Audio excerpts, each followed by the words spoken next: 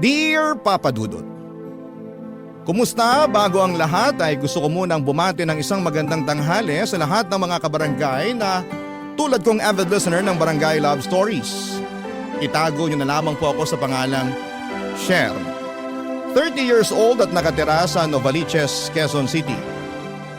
Ang pinagkakabalahan ko sa buhay ay ang family business namin, Papa Dudut. Pag hindi naman ako busy ay doon ako laging nakatune in sa radyo para makinig sa programa ninyo.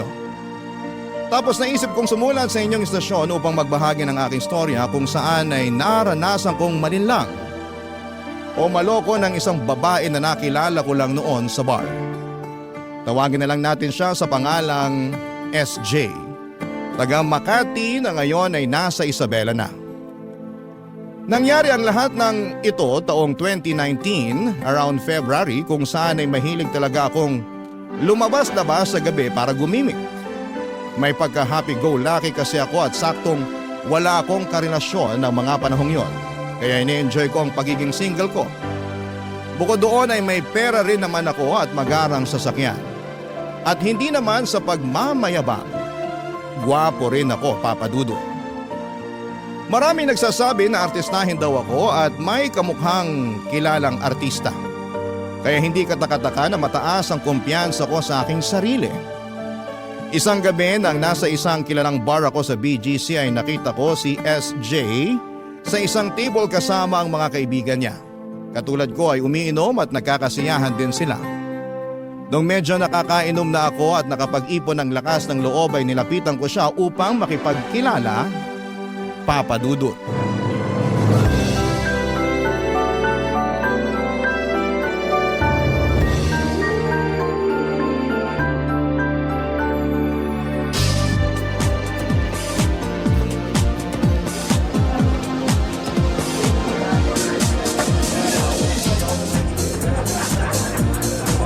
Hi! Hello. Kanina pa kasi kita tinitingnan habang kasama mga kaibigan mo, right? Yeah, kaso na kanya-kanya na silang sayawan dun sa dance floor. Yung iba umuwi na kasi nga may curfew. Okay lang. Kaya nga nagkalakas ako ng loob bigla na lapitan ka kasi mag-isa ka na lang. Ako nga pala si Cher. Uunaan na kita ha. Hindi ako masamang tao. Hindi ko naman naisip yon, lalo sa itsura mong yan. Itsurang ano? Artistahin? Alam mo talaga na gwapo ka, no? Hindi naman sa pagmamayabang pero marami rin kasing nagsasabi na pagkakamalan pa nga nila akong artista dahil may kamukha raw ako. Talaga? Sino? Halika, ibubulong ko sa'yo. Sige nga. Lapit ka! Ang ganda mo. Ewan ko sa'yo. Ano nga palang pangalan mo? SJ, halika, tabihan mo ako para makapagkwentuhan tayo. Sure ka? Oo, kaya halika na. Umupo ka na rito. Sige. Natanong ko lang naman kasi baka bumalik pa ang mga kaibigan mo. Tapos magulat sila na may kasama ka na. Eh ano naman kung bumalik sila at magulat? Eh hindi ko nga rin kilala yung mga kasayaw at kausap nila pero wala naman akong pakialam. Sa bagay, tama ka rin naman. Yeah, lagi talaga akong tama. Naks naman, yan yung mga gusto ko sa babae. Alin, yung masyadong bilib sa sarili? Kasama na rin yun. Para sa akin kasi, mahalaga na bilib ka sa sarili mo. Siyempre, unang-una mong dapat paniwalaan yung sarili mo talaga. Tingnan mo ako, malakas ang kumpiyansa ko sa sarili ko. Alam ko mga gusto at ayaw ko. Feeling ko magkakasundo tayo. Kasi mukhang pareho tayo ng vibes. Hulaan ko mayaman ka no? Hindi naman sa mayaman. Mayaman ka eh. Paano mo nasabi? Kasi lahat ng mayaman na kilala ko, ganyan-ganyan ang linyahan. Yung sasabihin nila na hindi naman, pero limpak-limpak pala yung mga salapi. Kaya hindi ako naniniwala na hindi ka mayaman. Okay, aamin na ako. May kaya ang family namin.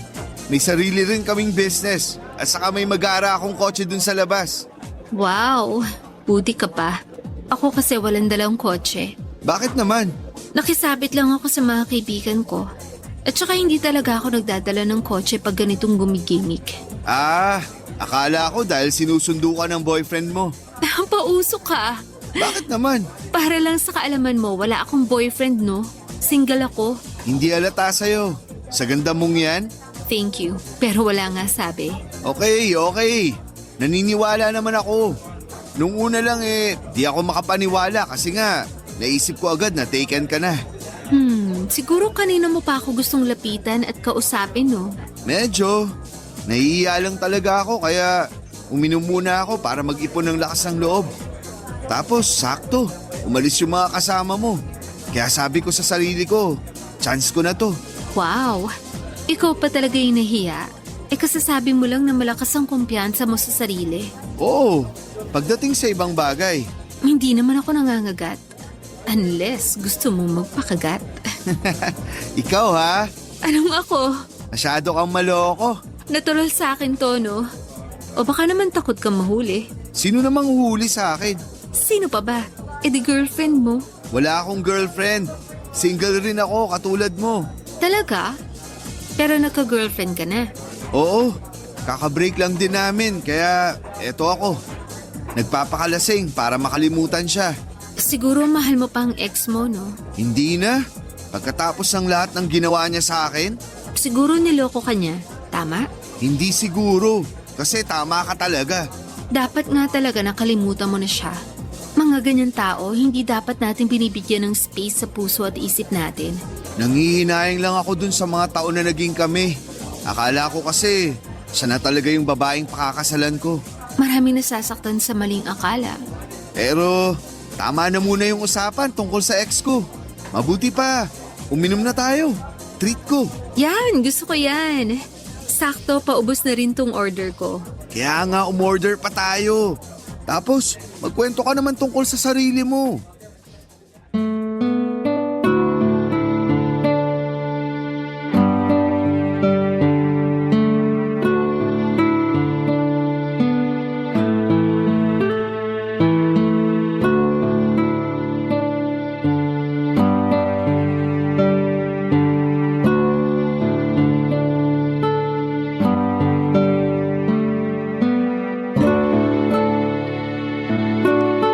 Papadudot, akala ko ay hindi ako papansinin ni SJ noong nilapitan ko siya lalo't nakainom na ako ng mga panahong yon. Pero feeling ko ay nagapuhan siya sa akin kaya kinausap niya ako. Hindi naman ako babaero kaso ay galing din ako sa heartbreak ng mga panahong yon.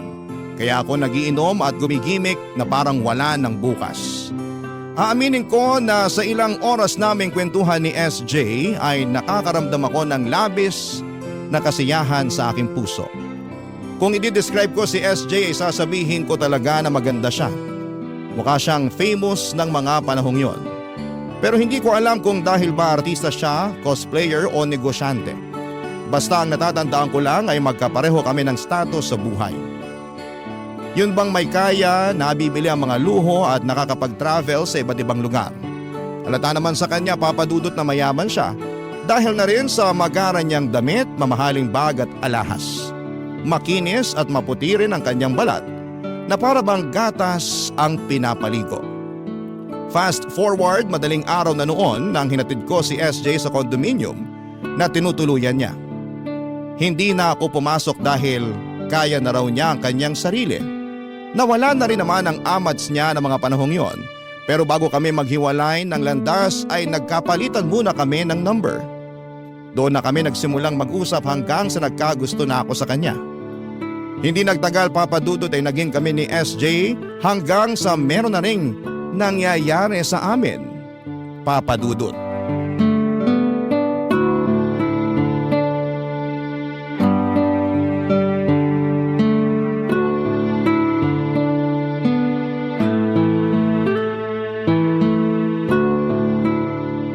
Kumusta? Napagod ba kita? Medyo.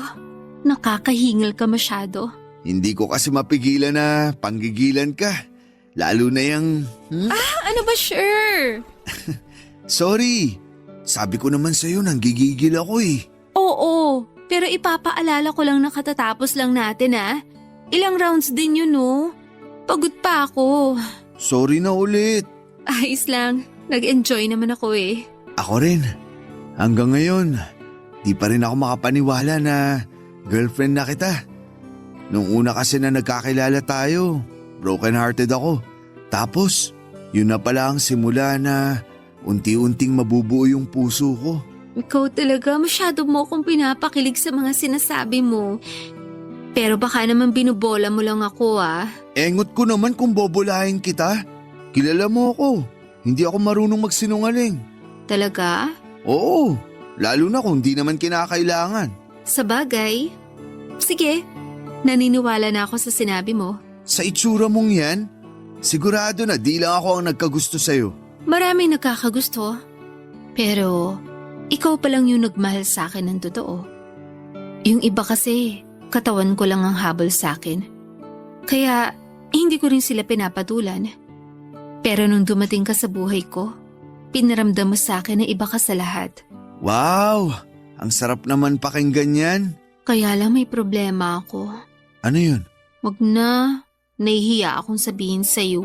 SJ, baka nakakalimutan mong boyfriend mo ko. Karapatan kong malaman yung mga nangyayari sa'yo para matulungan kita. Oo nga, kaso hindi ko talaga mapigilang mahiya. Bakit? Teka, wag mong sabihin buntis ka ha? Nabuntis na ba kita? Sira, hindi ako buntis. Makasira ka naman dyan. Bakit? Ayaw mo bang magka-baby tayo? Gusto, pero hindi pa ngayon. Tsaka na. Sa bagay, mahirap din magka-baby kasi di na natin magagawa yung mga gusto nating gawin. Oo, may panggastos naman tayo para sa pangangailangan ng magiging anak natin. Kaso, nakakapagod din mag-alaga. Hindi pa ako handang mapuyat at magpalit ng diaper. Ang layo naman agad ng narating mo. Sinasabi ko lang naman yung naisip ko. Pero tama ka, medyo lumayo na nga ako sa topic. Ano ba kasi yung problema mo?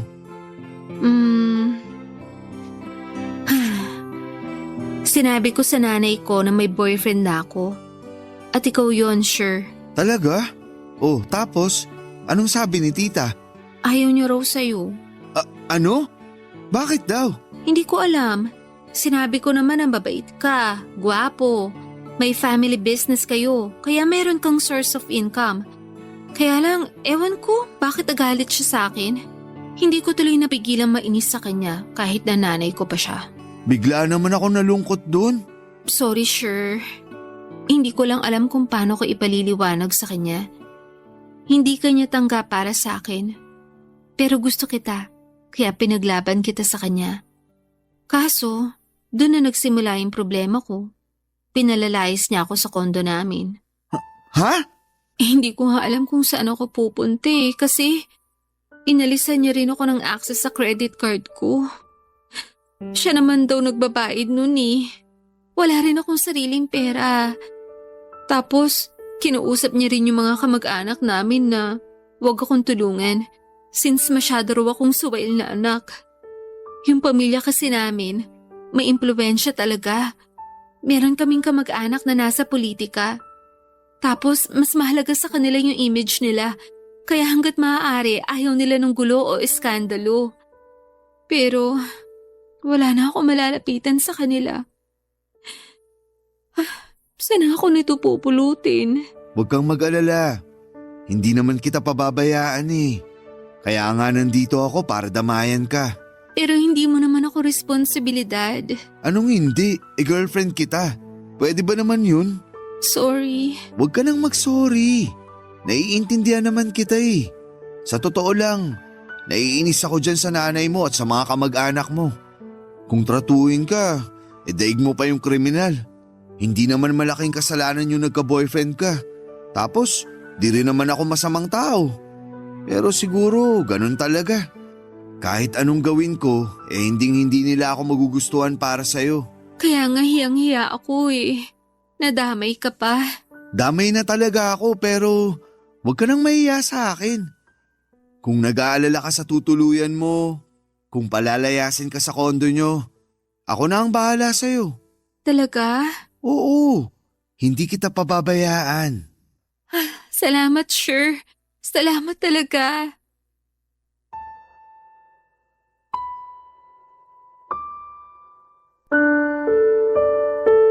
Papadudod, sobrang naapektuhan ako dahil hindi boto sa akin ang nanay niya. Kaya gusto nitong itakwil at palayasin sa tinitirhan nilang condominium ang girlfriend kong si SJ. At nung pinalayas na nga siya, ay ako ang sumundo sa kanya at tumulong maghakot ng mga gamit at damit niya. Pero lahat ng yon ay patago naming ginawa dahil ayaw niya ng gulo. Sakaling makita raw ako ng nanay niya. Hindi na ako nagtanong ng kung ano-ano pa kasi nga ay naiisip ko lang noon na mahahanapan niya ng butas ang lahat. Nakiusap din kasi siya sa akin na hanapan ko siya sa lalong madaling panahon ng matitirhan. Hindi nagtagal ay nakahanap ako ng bagong matitirhan. Pero hindi ako tumira doon kasama niya dahil umuuwi pa rin ako sa bahay ng pamilya ko. Bali ako lang ang nagbabayad ng renta niya at nagpo-provide ng pagkain at iba pa niyang pangangailangan. Dahil kasi sa paglalayas at pagtatakwil sa kanya ng nanay niya, parang ibong nabalian ng pakpak si SJ. Wala siyang sariling pera at bilang boyfriend niya, ayoko naman na pabayaan na lamang siya. Barangay Love Stories. Barangay Love Stories. Papa Dudut, ako ang naging responsable sa pag-aalaga kay SJ matapos siyang itakwil ng nanay niya at palayasin sa kondo nila. Lagi ko siyang dinadalaw sa tinitirhan niya para hindi siya malungkot at hindi niya maramdamang nag-iisa siya. Dahil wala pa siyang source of income, ay binibigyan ko siya ng pera, nasa 20,000 din yon per week, para may pambili siya ng mga bagay na gusto niya. Alam ko na maraming nagsasabi sa inyo na baka nagpapauto lamang ako kay SJ. Dahil kakilala lang o kakikilala lang naman namin at mabilis lang din ang naging proseso ng pagiging mag-on namin. Pero para sa akin ay mahal ko siya, Papa Dudut, at wala akong hindi kayang gawin alang-alang sa babaeng mahal ko. Kaya lang aminado ako na mababaw pa ang pagkakakilala ko sa kanya. Kumbaga sa bunga ay hilaw pa, at sa totoo lang kahit na girlfriend ko na siya, ay marami pa rin akong hindi nalalaman tungkol sa kanya, Papa Dudut.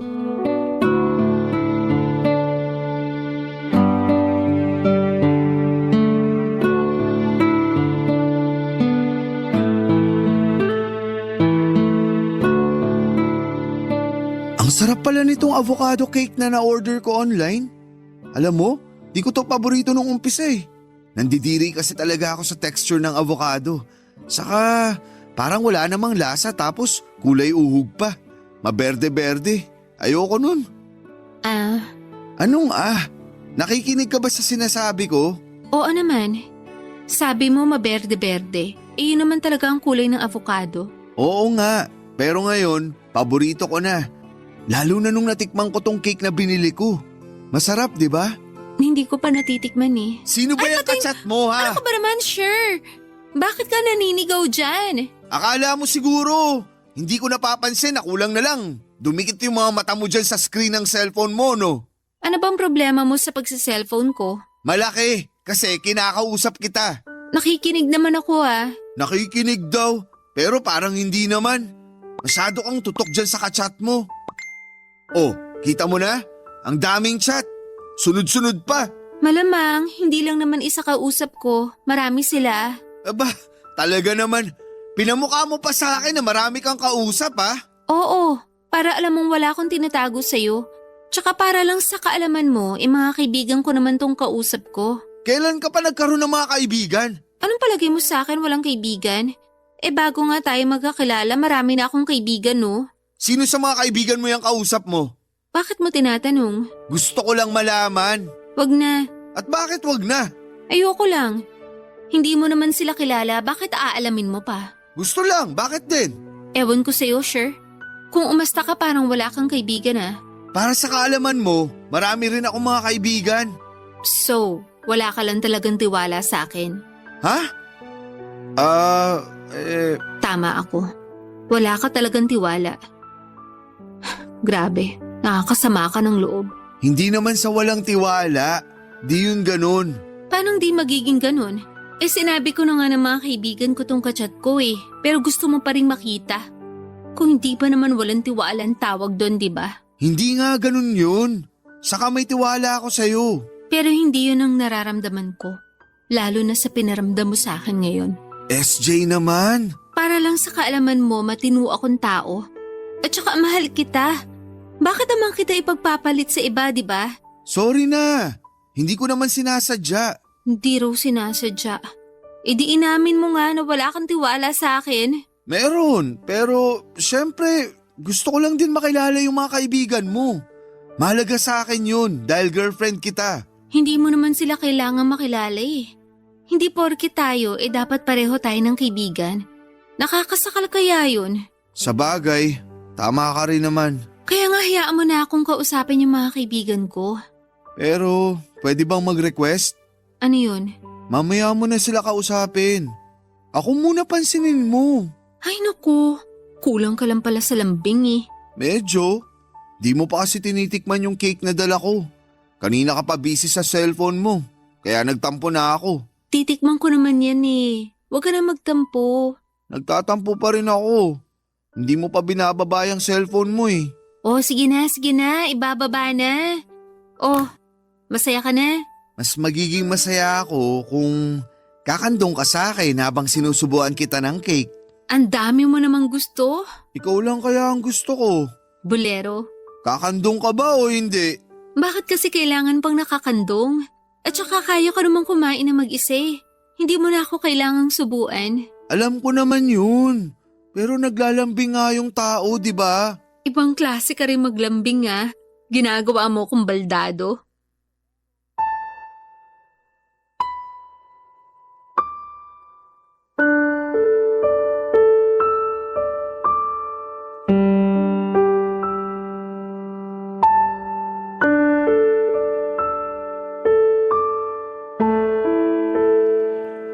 Sa huli papadudot ay hindi ko na pinilit si SJ na sabihin kung sino-sinong mga kaibigan niya ang kachat niya ng araw na yon. Nakikita ko na kasi na nagbago na ang mood niya at umiiba na ang itsura niya ng kanyang mukha. Nagtataray na rin siya kaya alam ko na ang kasunod noon. Sa pagkakatanda ko ay hindi pa kami nagkaroon ng matinding away ni SJ at ayoko namang humantong yon. Sa ganon, masaya akong pumunta sa tinitirhan niya at meron pa akong dala na masarap na pasalubong na pinagsaluhan na lang namin. Sa abot ng makakaya ko ay inuuna ko ang girlfriend ko, Papa Dudut. Hindi na ako nagtanong pa ng mga ginagawa niya sa kanyang cellphone.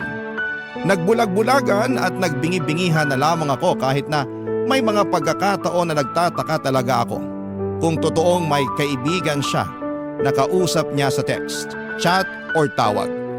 Palibasa hindi lang naman yon ang una't huling pagkakataon na naaktuhan ko siyang halos dumikit na ang mga mata sa cellphone.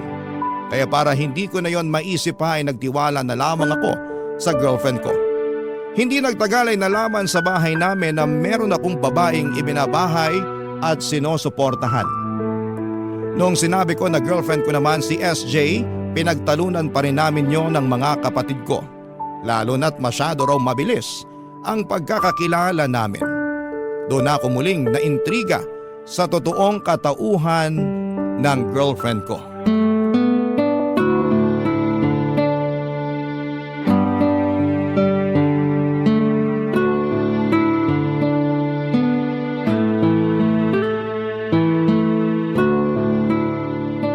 Ilan ang gusto mong maging anak natin pag kinasal na tayo? Ha? Ang random naman ang tanong mo? Random ba yun? Oo, kasi hindi ko akalain na magtatanong ka ng ganyan sa akin. Siyempre, naisip ko lang naman na habang maaga nagpaplano na tayo. Bakit? May plano ka na bang pakasalan ako? As in, agad-agad? Wala pa naman, pero... Wala pa naman pala eh.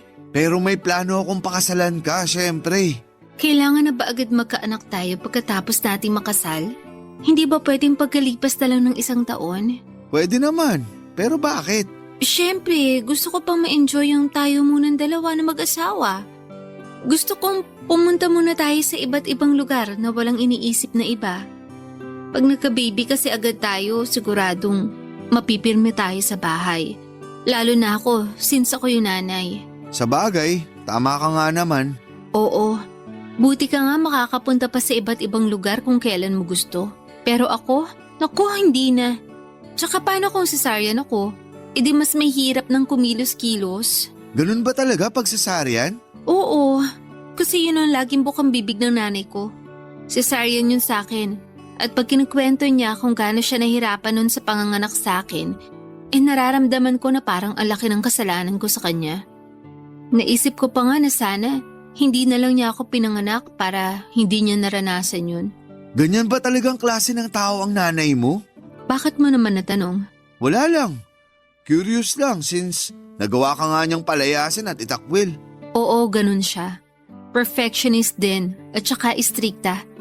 Basta, hindi siya katulad ng ibang nanay ng mga kaibigan ko na mabait at supportive sa mga anak nila.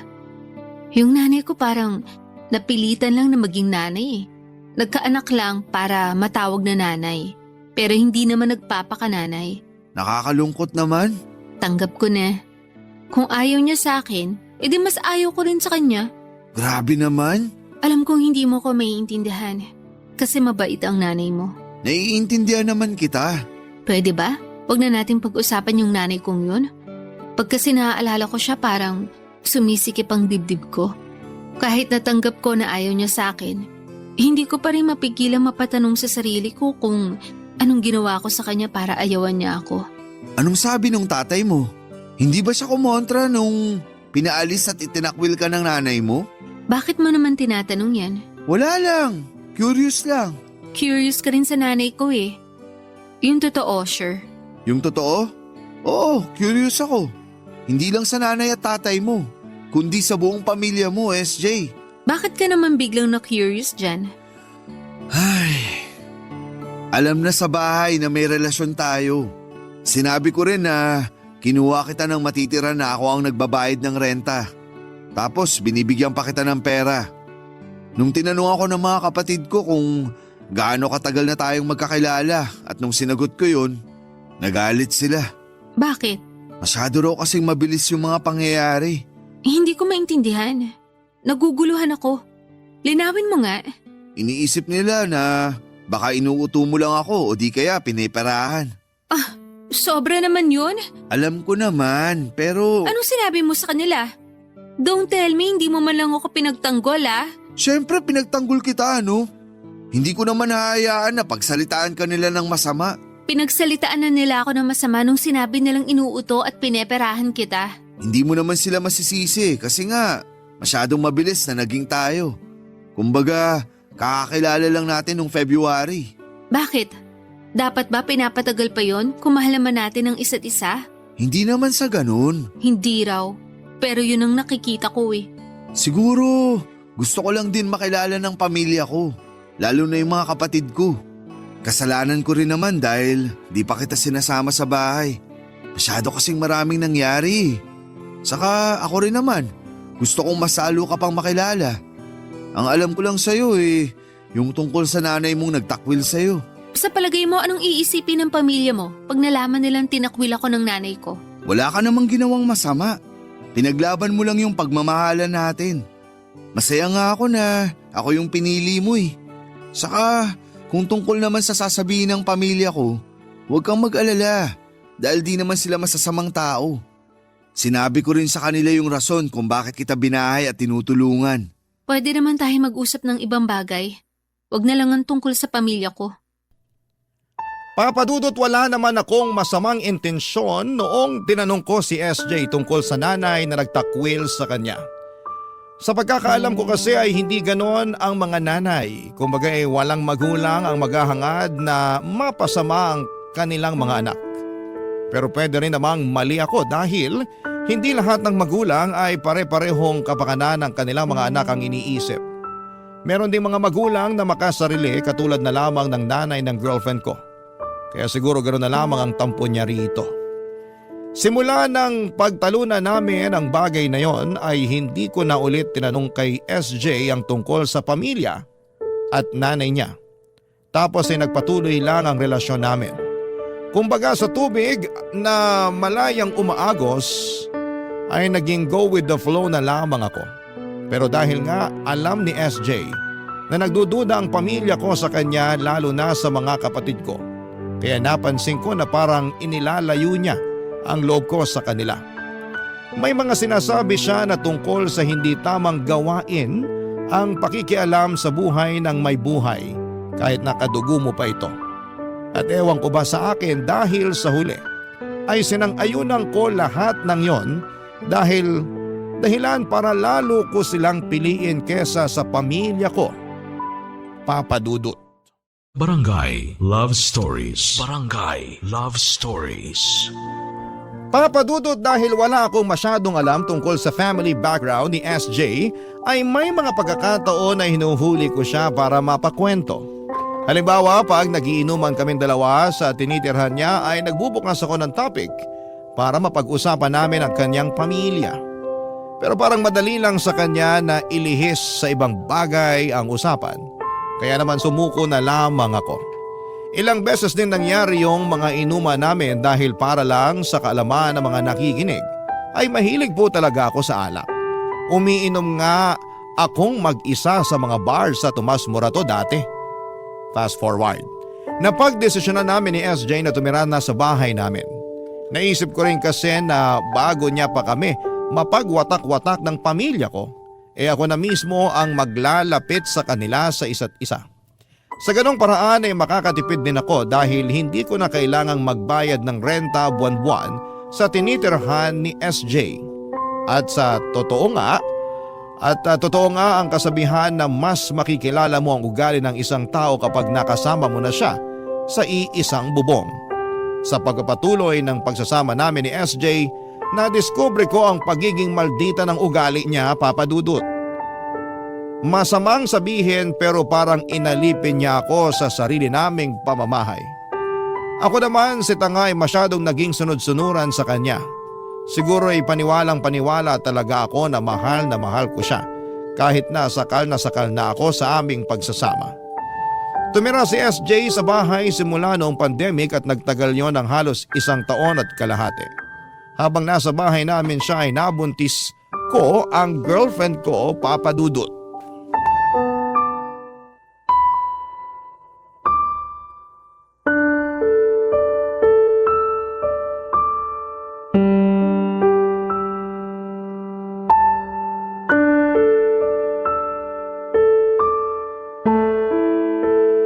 Bakit amoy yosi ka?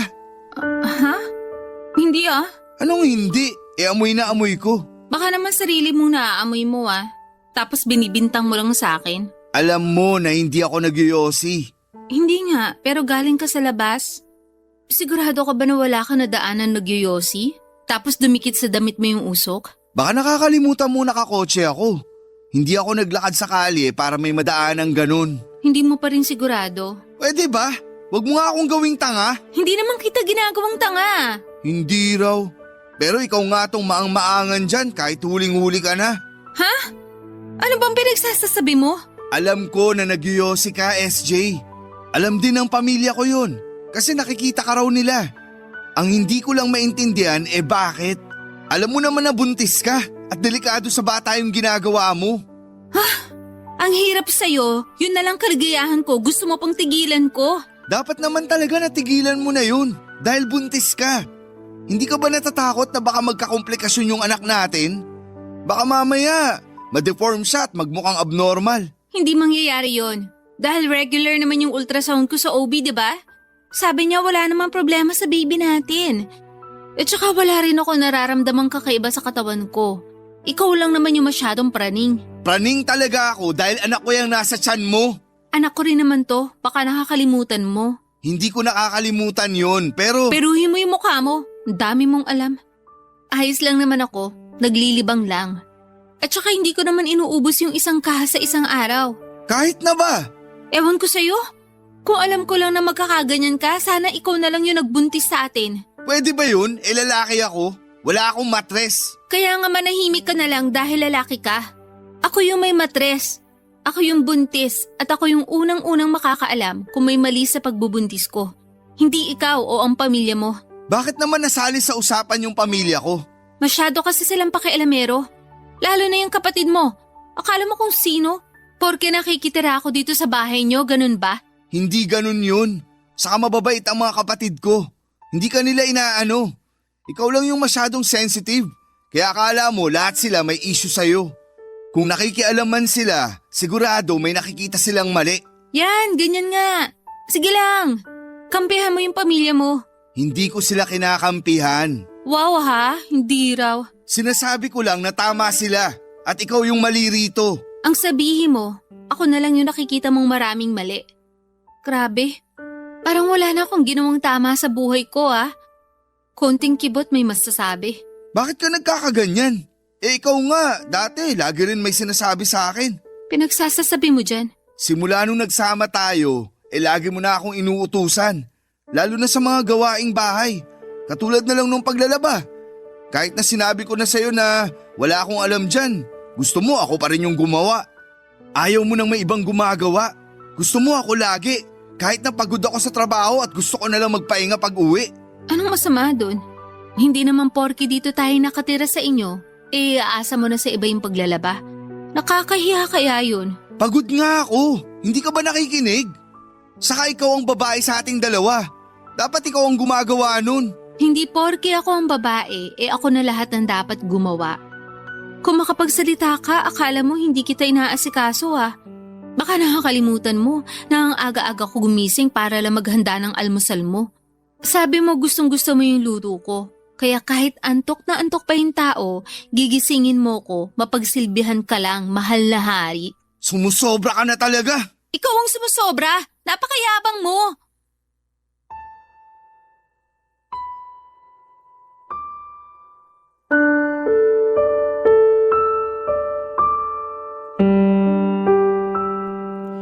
Papa Dudut, hindi yon ang unang beses na napansin kong hindi iniingatan ni SJ ang pagbubuntis niya.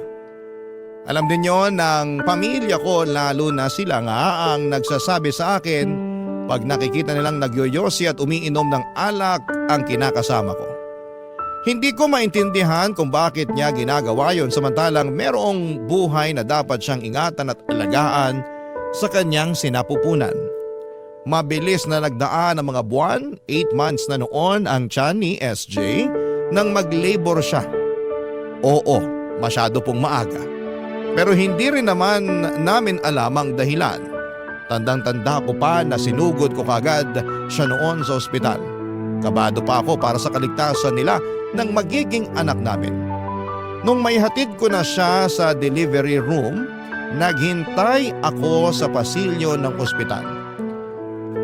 Inip na inip ako ng mga panahong yon. Hindi rin ako mapakali.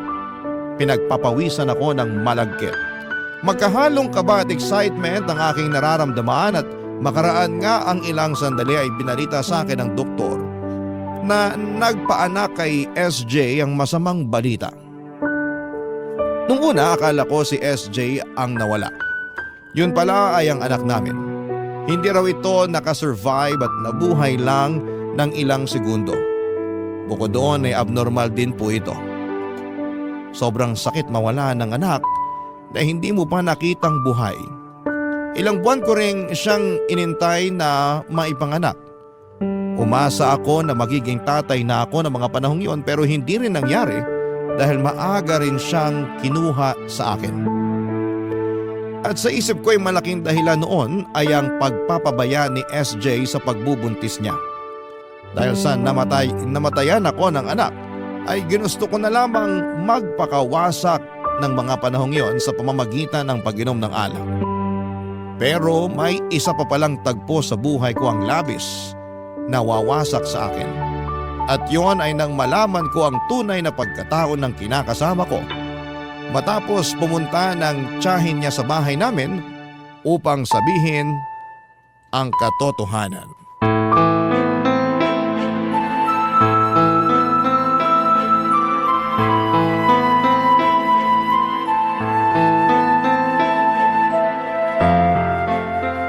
Buwisit na buhay naman to!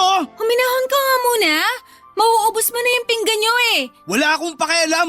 Mura lang naman yung mga pinggan Saka kesa naman mukha mo yung basagin ko. Sobra ka naman. Ako pa talagang sobra? Ikaw nga yung sumusobra na. Kapal na mukha mo, SJ. Nuknukan ka ng sinungaling. Matanong nga lang kita, minahal mo ba talaga ako? Oo naman, minahal kita. Nagsama nga tayo at nagka-baby, di ba? Nagka-baby nga, pero di naman nabuhay dahil sa kapabayaan mo. Kawawa naman yung anak ko. Wala naman akong kasalanan nun. Hindi lang talaga siya para sa atin. Anong hindi para sa atin? Ang sabihin mo, ayaw mo sa kanya, kaya pinatay mo siya. Hinihinay ka sa mga sinasabi mo Bakit ako maghihinay-hinay? Kasi nasasaktan din ako. Wow! Marunong ka palang masaktan? Oo naman. Palagay mo sa akin hindi tao? Oo, hindi ka tao dahil wala kang puso. Ano pang ginagawa mo rito sa pamamahay ko? Bakit hindi ka pa sumama sa tiyahin mo kanina? Bakit naman ako sasama sa kanya dito ako nakatira? Hindi ka na rito nakatira simula nang malaman ko yung totoo. Alin bang totoo yung pinagsasasabi mo dyan? Ayan ka na naman eh. Pinagmumukha mo na naman akong tanga. Kung yung mga sinabi ng tiyahin ko yung sinasabi mong totoo, ako nung mismo nagsasabi sa'yo na nuknukan yun ng sinungaling. Tinakwil nga yun ng mga kamag-anak namin dahil daig pa niya yung mga writers sa galing magtahi ng kwento. Ikaw ang magaling magtahi ng kwento kasi napaniwala mo ako. At hindi lang ako, dahil pati pamilya ko niloko mo. Sure naman. Huwag mo namang sabihin sa akin yan. Matagal na tayo eh. Ngayon mo pa ba ako pagdududahan? Matagal na nga tayo, pero mabibilang lang sa mga daliri ko yung nalalaman ko sa'yo. Lalong-lalo na sa pamilya mo. Kung hindi pa pumunta rito yung tiyahin mo, hindi ko pa malalaman na nagsisinungaling ka lang sa akin tungkol sa totoo mong pagkatao. Paano mo nagawa sa akin yun, SJ? Pinagkatiwalaan kita. Minahal. Sinunod ko lahat ng gusto mo. Hindi kita pinabayaan. Sinuportahan kita. Naging masunurin ako sa'yo kahit minsan unfair ka na sa akin. Pinagtanggol kita sa pamilya ko. Tinira kita rito sa bahay namin dahil gusto kong makilala ka nila ng gusto. Gusto kong maging close kayo. Kasi di naman sila masasamang tao para paglayuin mo kami sa isa't isa. Pero anong ginawa mo? Niloko mo ako. Minahal din naman kita. At hanggang ngayon, mahal na mahal pa rin kita. Hindi kita niloko. Hindi mo na ako mauuto kahit na ano pang sabihin mo. Alam ko sa puso ko na niloloko mo ako simula noon hanggang ngayon. Masyado lang akong tanga sa pagmamahal ko sa'yo. Kaya hinayaan kong pumasok ka sa buhay ko ng ganun kabilis. Ni hindi na nga kita kinilala ng gusto dahil akala ko mapagkakatiwalaan kita. Pero matapos sabihin sa akin ng tiyahin mo kung sino ka talaga, dun ko na-realize ang lahat-lahat ng mga bagay na ginawa mo nun na pinalagpas ko lang. Napakasama mo, SJ. Nuknukan ka ng sinungaling. Sorry. Pasensya na kung may hindi ako nasabi sa'yo. Pero natakot lang naman ako na hindi mo ako tanggapin eh. Natakot ako na baka iwan mo ako pag nalaman mo yung totoo. Kaya pinangatawanan ko na lang yung ginawa kong kwento. Anong gusto mong gawin ko? Magpasalamat kasi nauto mo ako? Hindi naman sa ganun. Ganun na rin yun. Share naman eh. Makinig ka muna sa akin. Ano pa bang sasabihin mo? Marami. Ayoko nang makinig sa'yo. Dahil alam ko, wala namang matinong lalabas dyan sa bibig mo kundi puro kasinungalingan. Hindi na ako magsisinungaling sa'yo, promise. Sa'yo na lang yung promise mo. Hindi na ako maniniwala sa'yo. Mabuti pa, mag-impake ka na ng mga damit at gamit mo. Ha? Bakit? Anong bakit? Malamang palalayasin na kita. Pero saan ako pupunta pag ginawa mo yun? Ewan ko, problema ko pa rin ba yun? Please, wag mo namang gawin sa akin to. Wag mo akong palayasin. Wala na ako mapupuntahan. Wala akong pakialam. Ayoko nang makialam. Bahala ka na sa buhay mo. Saka marami ka namang pupuntahan. Balikan mo yung ex mo dun sa kondo niya. Sa kanya ka na lang magmakaawa dahil baka maawa pa siya sa'yo. Ayoko nga. Alam mo namang matagal na kaming hiwalay, di ba? Matagal daw na hiwalay. Pero nakikipag-usap ka pa nga sa kanya. At meron pa rin nangyayari sa inyo. Ha? Wag mo na akong gawing tanga. Lalo lang ako napipikon sa pagmumukha mo eh. Mabuti pa, umalis ka na. Bago pa kita kalad ka rin palabas. Maawa ka naman sa sarili mo. Mahiya ka naman kahit paano.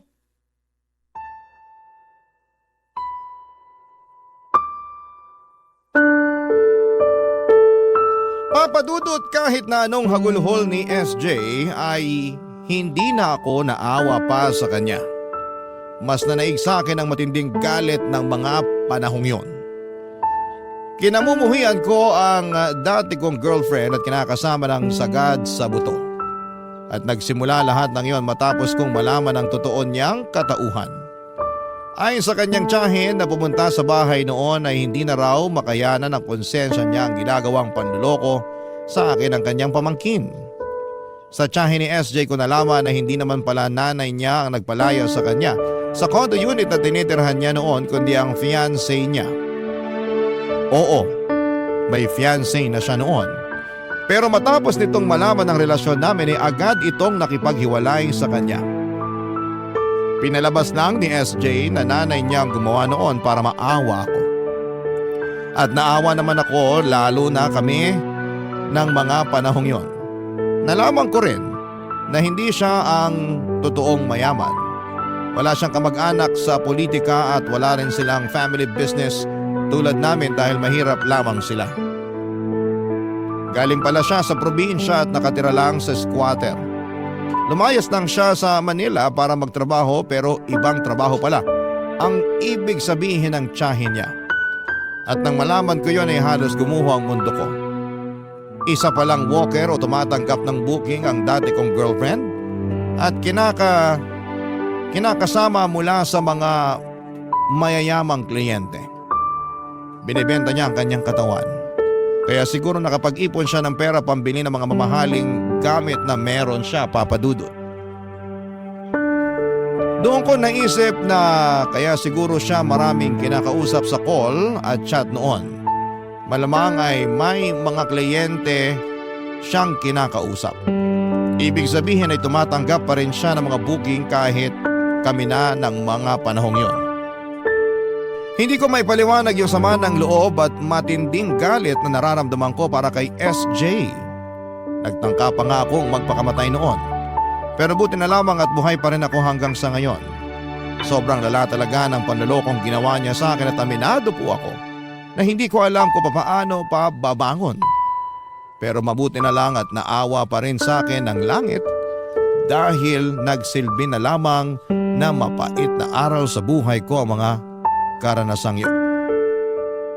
Sa kasalukuyan ay may girlfriend na ako na mas matanda sa akin. Mas mabait siya kesa kay SJ at open kami sa isa't isa. Nakwento ko na rin sa kanyang tungkol sa ginawa sa akin ng dati kong girlfriend at kinakasama. Masasabi ko na meron akong peace of mind sa aming relasyon sa ngayon. Maraming salamat po, Papa Dudut, sakaling mapili po ninyong i-area ang storya ng buhay ko. Alam ko na masakit ang mga pinagdaanan ko pero meron naman akong natutuhan dito. Isa na nga doon na kilalanin muna natin ang gusto ang isang tao bago natin sila papasukin sa buhay natin. God bless sa Barangay Love Stories. At palagi kayong number 1 sa puso ko. More power sa inyong istasyon. Ang inyong forever kapuso at kabarangay, Cher. Dear Papa Dudut, magandang araw po sa inyo, Papa Dudut, at sa ating mga kabarangay. Ako po si Aubrey, 40 years old na ako ngayon. Pero habang sinusulat ko ito ay para bang kahapon lang ang mga nangyari. Kahit matagal na pala. Gusto ko pong ibahagi sa inyo ang kwento ko noong 2009. Nung nagsimula talagang sumabog ang social media at internet. Habang nakikita ko kung gaano naka-advance ang teknolohiya ngayon, naalala ko pa noong mga panahong kailangan pa naming pumunta sa internet shop para namang makapag-online. At sobrang saya ko na merong wifi at front camera ang cellphone ko. Ngayon ay parang imposible na yata ang walang touch screen sa cellphone, hindi ba? Sobrang bilis ng pagbabago po ng panahon. Lumaki ako sa isang pamilyang may kaya, Papa Dudut. Lahat ng gusto ko ay ibinibigay sa akin ng mga magulang ko at dahil ako lang ang anak. Parang ako lang yung may special treatment. Salamat na rin sa negosyo nila.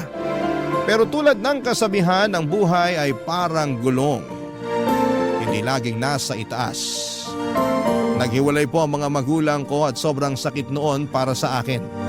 Mas lalo pang naging mahirap noong pagkatapos ng 3 buwan ay napilitan kaming isara ang family business naming restaurant dahil si Mama ay na-depress. Nung iniwan siya ni Daddy para sumama sa ibang babae. Dahil dito ay naapektuhan po ang buong buhay namin. Ng mga panahong yon ay hindi ko pa naiisip kung gaano kabigat ang pinagdadaanan ni Mama. Hindi lang sa pera kundi pati na rin sa emosyon. Ang tanging naiisip ko na lamang noon ay galit. Galit sa paghihiwalay ng mga magulang ko pero mas galit ako kay Daddy na nawala na lang na parang bula, Papa Dudut. Pero si Mama hindi siya sumuko. Itinaguyod niya akong mag-isa. Nagrenta kami ng maliit na bahay kasi naibenta na lahat ng ari-arian namin, Papa Dudut. At hinati nila ni Daddy ang pera bago tuluyang nawala si Daddy at sumama sa babae niya. Ginamit ni Mama ang pera na yon para makapagsimula kami ng panibago. Ginawa po ni Mama ang lahat para mabuhay kami. Pero ako ay hindi ko nakita ang hirap at sakripisyo niya. Hindi ko po nasundan ang tapang at lakas niya, Papa Dudut. Nung naghiwalay ang mga magulang ko ay para akong nawalan ng direksyon. Parang ang pakiramdam ko ay sinusundan ako ng madilim na ulap at wala na akong patutunguhan. Nag-drop out ako sa university at second year college lang ang natapos ko. Ang naging escape ko na lamang po ay ang pumunta sa internet cafe o di kaya ay makipag-inuman kasama ang best friend ko na si Terry. Pareho kaming drop out at pareho din kami ng university na pinanggalingan. Papa Dudut, nakita ni Mama kung paano ko unti-unting sinayang ang buhay ko. Habang sinusulat ko po ito, Papa Dudut, ay ramdam ko pa rin ang pag-aalala at pagmamahal ni Mama sa akin. Pero sa mga panahong yon, puro galit at sama ng loob ang nararamdaman ko. Hindi ko nakikita ang mga sakripisyo at pagmamahal ni Mama. Dahil ang tanging iniisip ko lang po ay ang sarili ko at ang mga sugat sa puso ko ng mga panahong yon, Papa Dudut.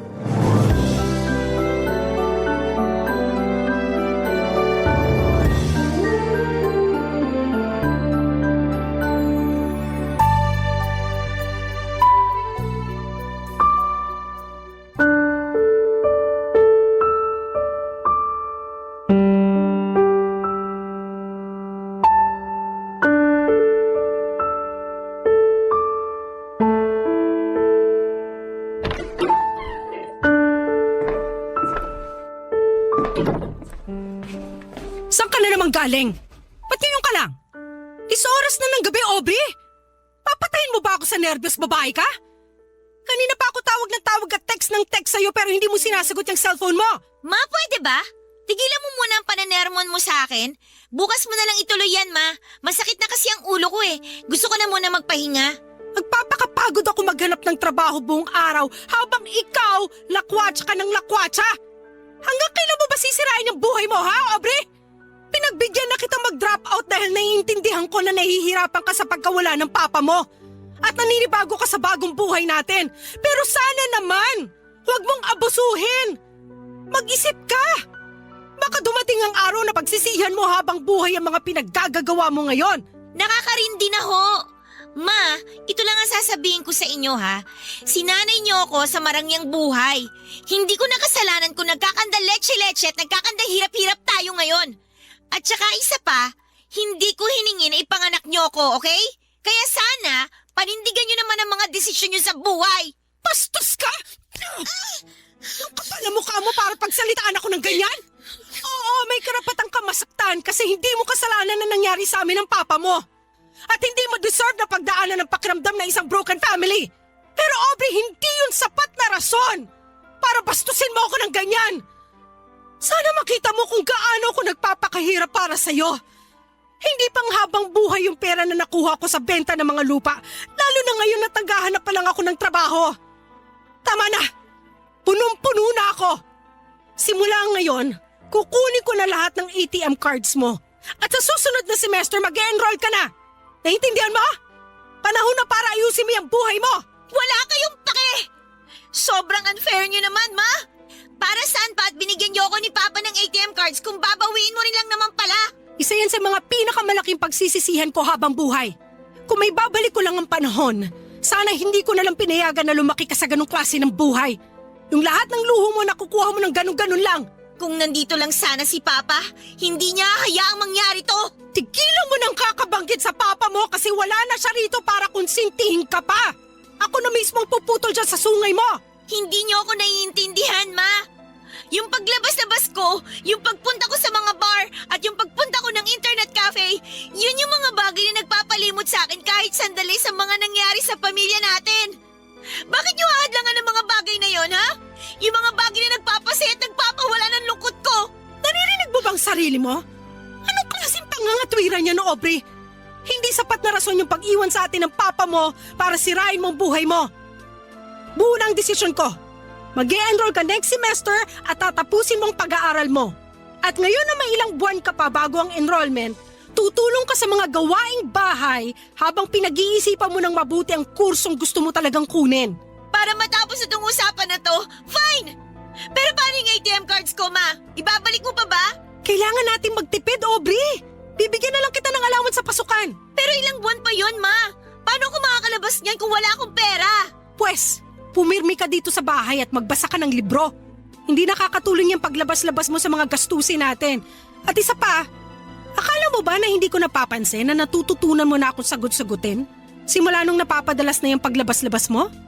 Kung sino man yung mga kaibigang mong yan, sinasabi ko sa'yo, putulin mo ng ugnayan mo dyan. Mapapasama ka lang. Ang dami niyong gusto mangyari. Eh di sige, mag-e-enroll ako next semester kung yun ang ikakasaya niyo. Mabuti naman kung ganon. Sige na, pumasok ka na sa kwarto mo. Noong mga panahong yun, Papa Dudut, ay wala talaga sa isipan ko ang mag-enroll sa susunod na semester. Sinabi ko lang yun para matapos na ang usapan namin ni Mama. Ilang linggo ang nakalipas, nakahanap si Mama ng trabaho bilang hotel manager. Gabing-gabi na siyang umuuwi kaya madalas akong mag-isa sa bahay. Para bang walang ibang kasama kundi ang mga tahimik na pader. Parang bigla na lamang naging mas tahimik at malungkot ang buong mundo ko. Wala na akong natatanggap na pera mula kay Mama kaya hindi ko na kayang makipagsabayan sa mga inuman. Kadalasan si Terry na lamang ang kasama ko at doon kami madalas magkita sa isang maliit na internet cafe. Siya nang nagbabayad kasi mura lang naman ang oras doon. Siya rin yung madalas na maglilibre at mag-aaya sa aking uminom. Si Terry na rin ang naging kasama ko sa mga araw ng pagtakas. Yung mga araw na gusto ko lang magpaka-busy at magpanggap na okay lang. Para hindi ko naisipin ang paghihiwalay ni na Mama at Daddy. At yung mabilis na pagbabago sa buhay na hindi ko kayang tanggapin. Tandang-tanda ko pa, Papa Dudut, kung gaano kasaya ang social media ng mga panahong yon.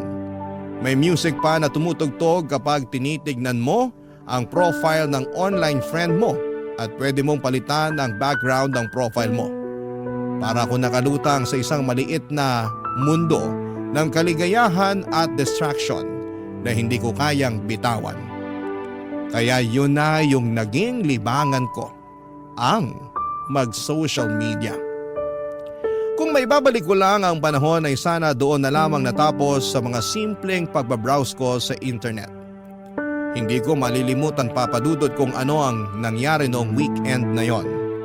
Day off ni Mama at sarado ang internet cafe kaya sobrang bored ako noon.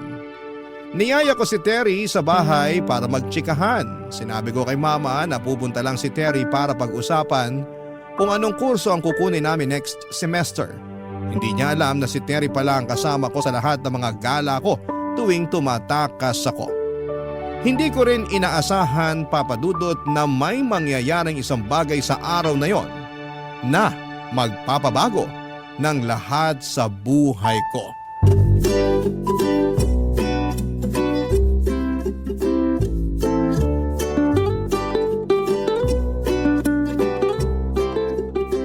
Dito na muna tayo habang nagluluto pa si Mama. Yung remote ng TV nasa ibabaw ng cabinet. Mamili ka na lang ng gusto mong channel. Teka lang, ba't nga pala may dala-dala kang bag? Nagbebenta ka na ba ng encyclopedia? Luka-luka, may dala ako na sigurado akong ikakatuwa mo. Surprise! May dala akong laptop! Shucks, buksan mo na yan, dali! Tapos palagi na ko, ha?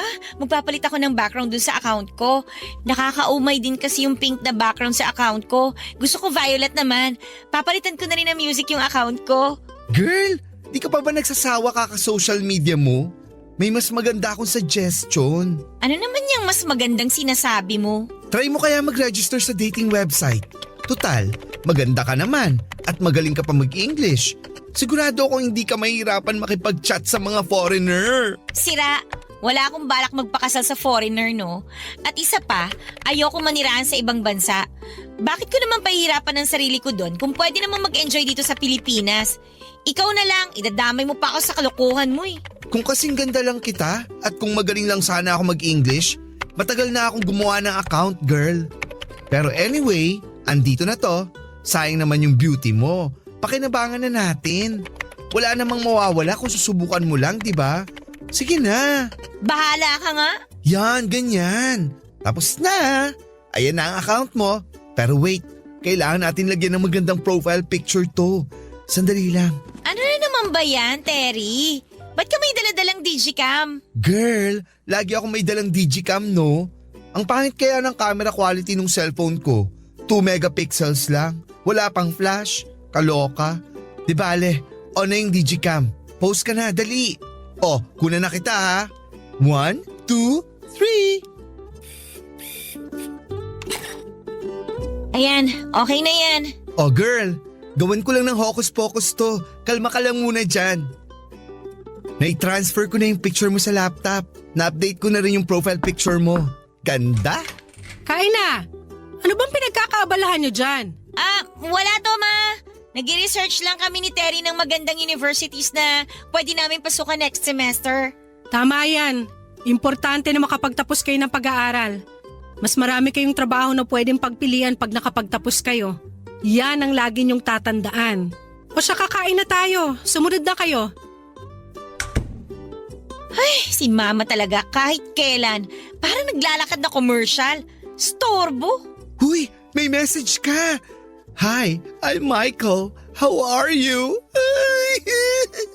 Grabe, nakaka-excite. Nako, panindigan mo yan ha. Sinabi ko naman sa'yo na ayoko mag-online dating, di ba? Girl, wag ka nang maarte. Replyan mo na. Sarap mo talagang batukan. Sige na, ito na. Magta-type na. I'm okay. And you? O yan, sent. Patingin nga. Oh my gosh, girl! Tingnan mo tong inbox mo. 40 messages na. Di pa nga nag-iisang oras simula nang ginawa natin tong account mo, ha? Blockbuster ka, girl! Ay, totoong messages pala yan? Kala ko chainmail eh. Baliw! May chainmail bang nangungumusta sa'yo? Oh, eto isa. Sabi nito, maganda ka raw. Alam ko. Sira ka talaga. Ayusin mo na kasi reply mo sa mga yan para may pang-alak at tsibog tayo. Ha? Ano ibig mo sabihin? Seryoso ka? Nagbibigay ng pera tong mga to? Girl, oo. Yan ang sideline ng mga kapitbahay namin. Huli ka na talaga sa balita. Isipin mo to ha, wala ka nang natatanggap na pera galing sa mama mo. Extra income din yan kung sakasakali. Magagawa mo na ang mga bagay na di mo magawa-gawa dati dahil hindi ka na nabibigyan ng allowance. Try mo lang. Makipag-chat ka sa mga yan. Tas bigyan mo ng magandang alibay. Masubukan nga. Tingnan nga natin. O eto. O, gusto raw makipag-video call para makita niya raw ang maganda kong muka. Ay nako, replyan ko. I'm sorry. My laptop webcam is broken. I don't have money to buy a new one. Sent! Malabo na mag-reply yan. Utu-utu na lang talaga magpapadala dyan. Aubrey! Terry! Hindi pa ba kayo nagugutom? Bumaba na kayo! Teka nga, sagutin ko lang si Mama. Bababa na po, Ma! Sandali na lang! Aubrey! Halika dito! Dali! Ito naman, kumakasigaw akala mo nasunugan. Bakit ba? Nag-reply yung foreigner! Ibibili ka ro ng bagong laptop! Hiningi yung account number mo! Nagpapatawa ba yan? Loka-loka, send mo na kaya yung account number mo. Teka.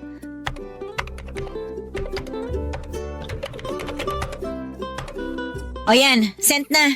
Mag-login ka sa online banking mo, dali! Nang gabing yon, Papa Dudut, ay nakaramdam ako ng tinatawag nilang adrenaline rush. Yung halo ng excitement at kaba na hindi ko kayang kontrolin. Sinubukan kong pigilan pero tuluyan na akong nadala sa tukso ng pangi-scam. Lalo na noong madalas akong magpunta sa internet cafe. Yung 40 messages na natatanggap ko noong unang beses akong mag-online dating ay sobrang konti pa noon kasi noong sineryoso ko na ay halos 200 messages na ang natatanggap ko araw-araw, Papa Dudut. Noong una humihingi ako ng pera at nakakakuha ako ng $20, $30, $50 o $100 sa mga foreigner, Papa Dudut. At kadalasan ay tinutulungan pa ako ni Terry kung paano ko makuha ang atensyon ng mga foreigner at paano ko sila mahuhulog sa bitag ko hanggang sa magpadala sila. Yung mga perang nakukuha namin, yun ang pinangiinom namin ni Terry. Umiinom kami tuwing may naloloko kaming foreigner. Pero higit pa sa inuman, Papa Dudut, isa sa mga dahilan kung bakit ako lalong natukso sa pangi-scam ay dahil parang bumabalik na yung buhay ko noon. Papa Dudut, hindi ko na nararamdaman na naghihirap kami. Kasi sa bawat araw ay nagagawa ko na at nabibili ko na ang lahat ng mga bagay na gusto ko, Papa Dudut. Barangay Love Stories. Barangay Love Stories. Papa Dudut, lalong lumala yung panggagancho ko sa mga nakaka-chat ko online. Habang tumatagal ay mas gumagaling ako sa paggawa ng mga alibay para makahuthot ng mas malalaking pera sa mga foreigners.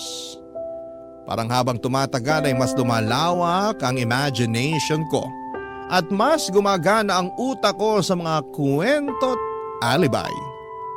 Para nga yatang mas grabe pa ang utak na ginagamit ko sa paggawa ng mga alibay kaysa sa mga homework ko noong nag-aaral pa lamang ako, Papa Dudut.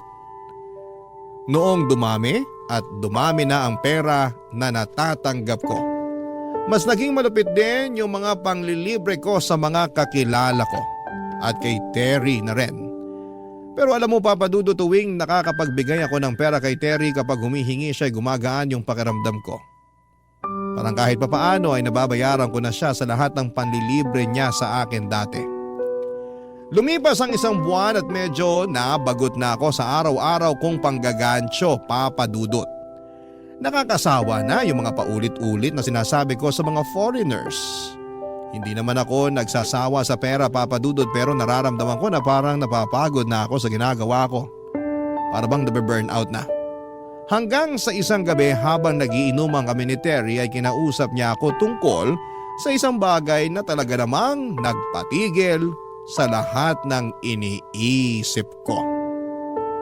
Tinanong ako ni Terry kung ready na daw ba akong magka-jowa in real life, Papa Dudut. Sinabi ko lang sa kanya na darating din yung panahon pero sa ngayon ay mas pinapriority ko pa rin yung dating sites. Kasi nandyan ang pera. Medyo doubtful pa ako sa ideya ng pagmamahal. Kasi sa totoo lang ay hindi ko po talaga nararanasan pa ang mga bagay na yon, Papa Dudut.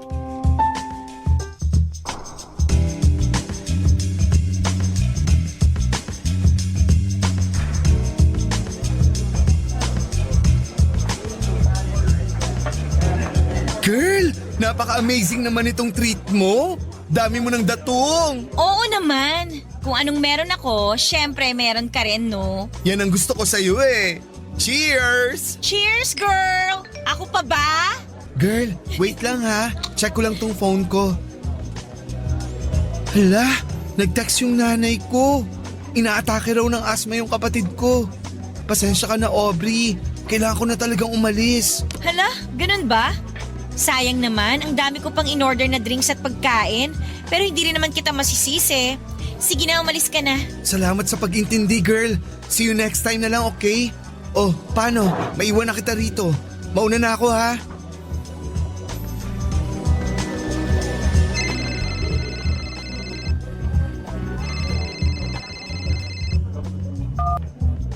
Hello, Ma? Hoy, Aubrey!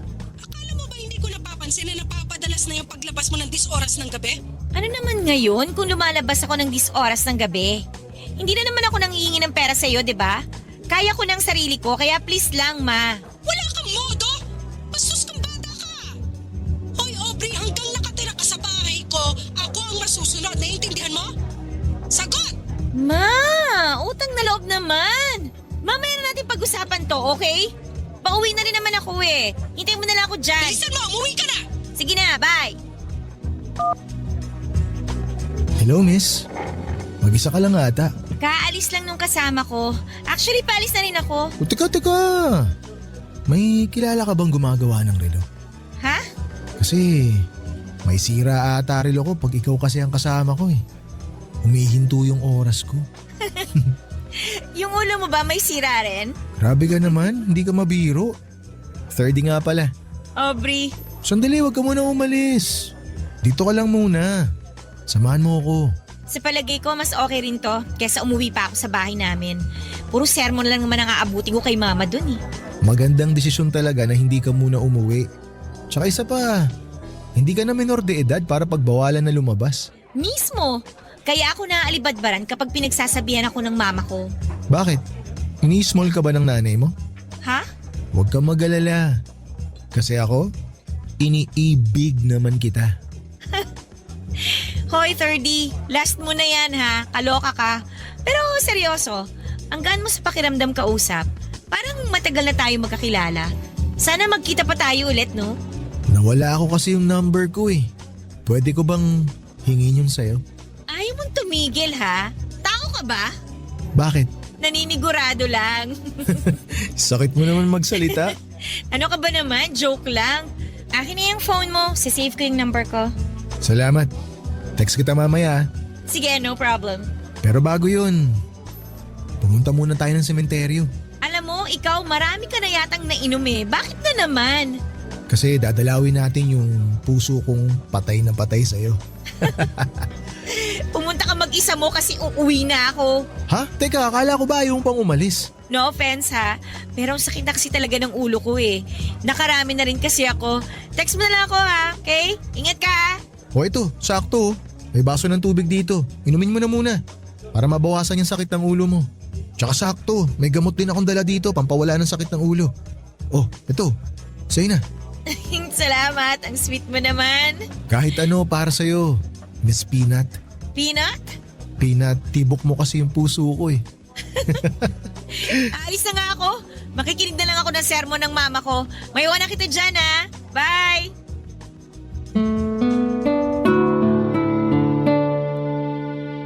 Papadudod kahit na medyo masungit ang trato ko kay 30 ng gabing yon ay hindi ko talaga maitatanggi na kinilig ako. Talaga namang nagbago ang lahat nang magsimula kaming mag-text at magtawagan. Araw-araw niya akong pinapaalalahanan kung gaano ko kahalaga sa kanya.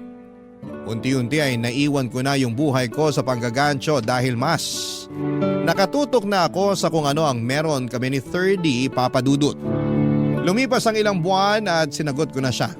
Lalo na pagkatapos niyang manligaw sa akin araw-araw. Papadudot, parang mas gumaan yung pakiramdam ko. Kasi maliban sa pagmamahal na nararamdaman ko sa kanya ay binigyan ako ni 30 ng pera para sa mga gusto kong bilhin. At ang pinakamaganda pa doon, Papadudot, ay hindi ko na kailangang manggancho para lamang magkaroon ng pera. Hindi lang pera, pati flowers, chocolates, teddy bears. Lahat ng gusto ko, ibinibigay niya. Sinabi pa nga niya sa akin na hindi ko na raw kailangang magtrabaho kasi siya na daw ang bahala sa lahat ng pangangailangan ko. Pero Papadudot, hindi naging madali lahat ng ito. Ito na ang pinakamalaking pagsuway ko kay mama. Umalis ako sa bahay at nagdesisyon na makipag-live-in kay 30 sa boarding house niya. Sobrang tutol na tutol si mama sa desisyon ko at iniyakan niya pa nga ako. Pero sa kabila ng lahat ay naisip ko na kung aalis ako ay kahit papaano ay magkaka-freedom ako at mawawala na rin ng sakit sa ulo si mama. Nung una ay payapa ang pagsasama namin ni 30 Papadudot. Kung ano kami noong nililigawan niya pa lamang ako ay ganon din kami noong magkasama na kami. Pero Papadudot, habang tumatagal, unti-unti ko na rin nakikita ang hindi ka nais-nais na mga ginagawa niya.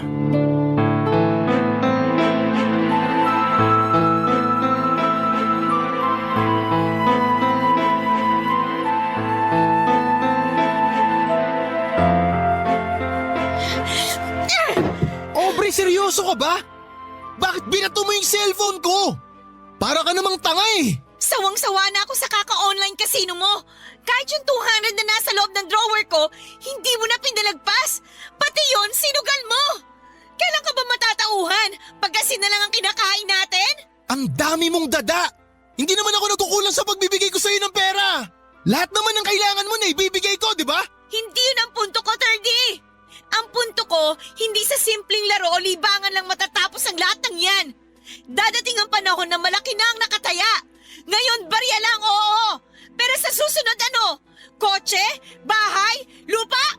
Hindi mo na namamalayan pati yung perang pangkain mo na ipusta mo na pala. Ganun kalala yan, 30. Huwag mo nang pansinin yung pagsusugal ko. Naibibigay ko naman lahat sa'yo ah. Tsaka mo na ako sermonan kapag wala na ako naibibigay sa'yong pera. Hoy Aubrey, huwag kang magmalines. Kasi katulad ko, alam mo na hindi ka rin perpekto. Anong ibig mong sabihin? Wala, I'm sorry. Huwag mo na isipin yun, hindi ko sinasadya. Nadala lang ako ng galit. Hindi ko na alam yung mga pinagsasabi ko, pasensya ka na. Babe, I'm so sorry. Patawarin mo ako. Ang sakit mo namang magsalita. Ba't pakiramdam ko ang init na ng dugo mo sa akin? Concerned lang naman ako sa'yo ah. Babe, sorry. Promise, magbabago na ako. At para patunayan ko yun sa'yo, hindi na ako mag-online casino. Pangako ko sa'yo yan. Tsaka yung cellphone ko na binasag mo, kung gusto mo itatapon ko pa yun. Para hindi ko na ma-retrieve yung details ko dun sa online casino. Aubrey, babe, ikaw lang ang babaeng mahal ko. Magbabago ako talaga para sa'yo. Patawarin mo lang ako, please. Please, give me another chance. Ewan ko sa'yo. Mamaya na tayo mag-usap. Magpapahangin lang ako. Aubrey, sandali lang. Aubrey!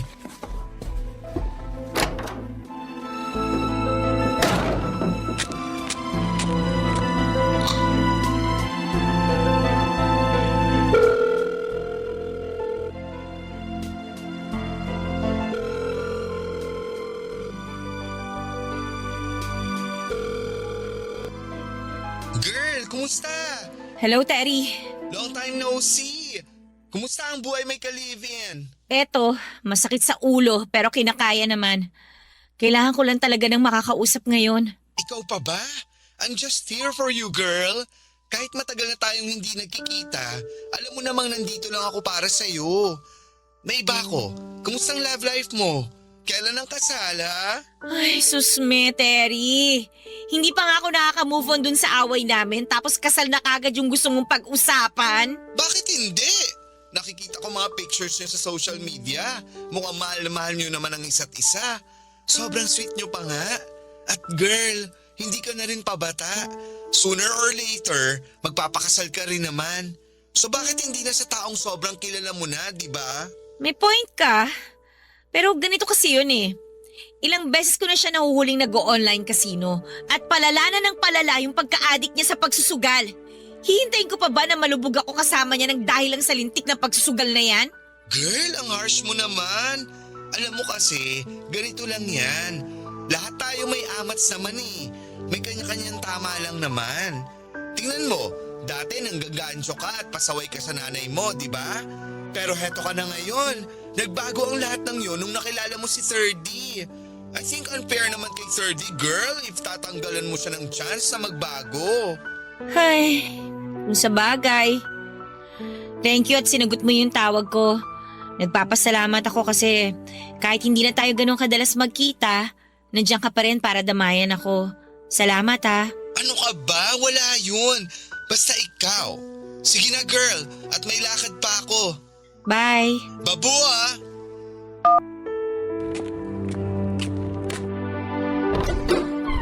Babe, buti bumalik ka agad. Babe, sorry talaga, hindi ko na uulitin. Promise, bigyan mo lang ako ng second chance. Hindi ko na talaga uulitin, hindi na ako mag-online casino. Please, patawarin mo na ako. Huwag ka na mag-alala, babe. Pinapatawad na kita. Talaga? Oo. Binibigyan na kita ng second chance. Basta huwag ka na magsusugal, ha? Pangako, thank you sa second chance na to. I love you, babe. I love you too, babe.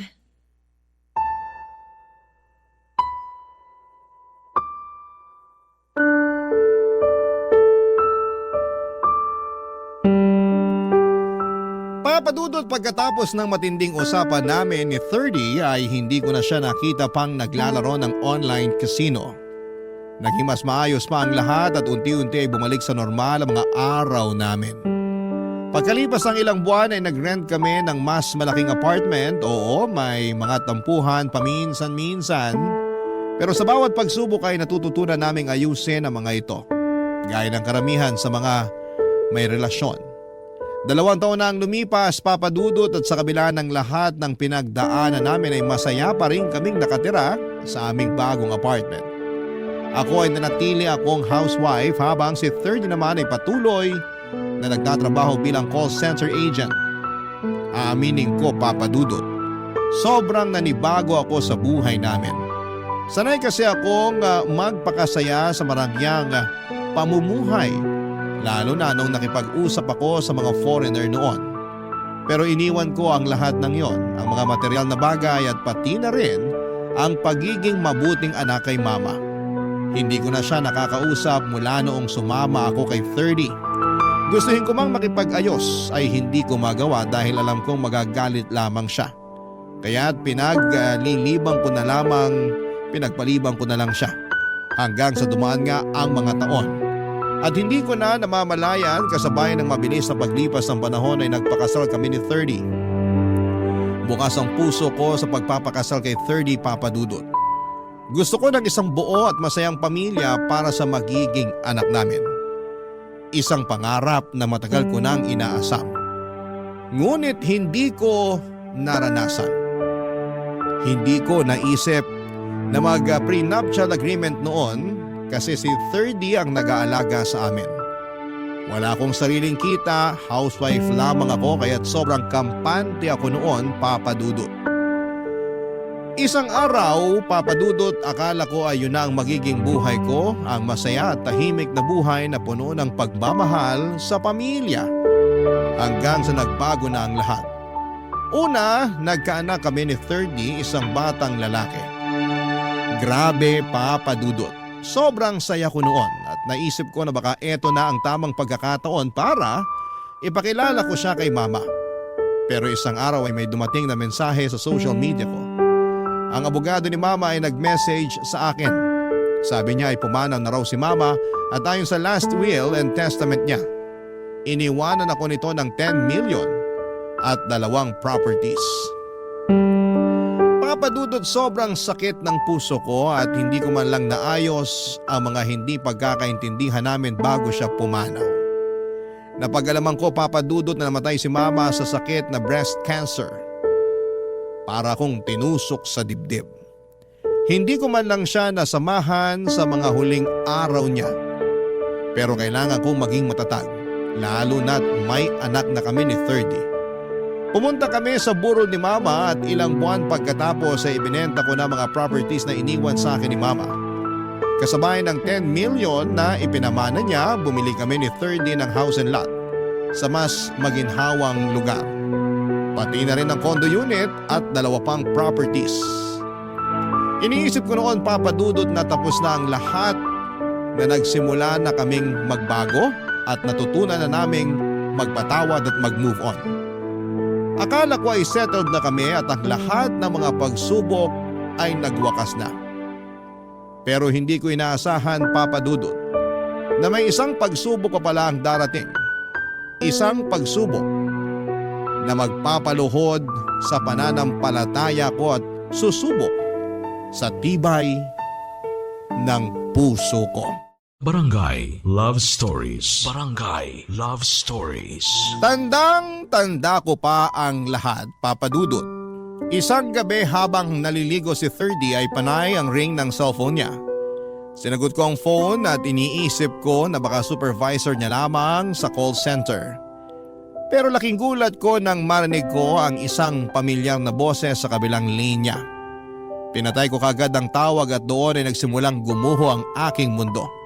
At mas lalong nagdilim ang paningin ko nang tinext noong tumawag ang location niya at kung saan sila magkikita. Para akong binigyan ng matinding saksak sa puso ko, Papadudot. Parang magugunaw na ang mundo ko pero hindi ako pwedeng magtanim ng maling hinala. Kailangan ko munang makasigurado. Nang matapos maligo si 30 ay sinabi niya sa akin na aalis siya para bumili ng gamit para sa bata. Pero hindi ako makapaniwala sa sinabi niyang yon. May naramdaman akong hindi na tama.